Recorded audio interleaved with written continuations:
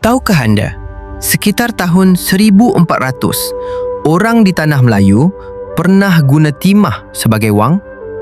Sebelum penggunaan wang secara meluas, masyarakat di Tanah Melayu banyak menggunakan sistem barter untuk berdagang. Apabila perdagangan berkembang sekitar tahun 1400, kerajaan Melayu mula menggunakan wang logam daripada timah, emas dan perak. Antara yang terkenal ialah wang timah berbentuk haiwan dan jongkong kecil yang digunakan semasa Kesultanan Melaka.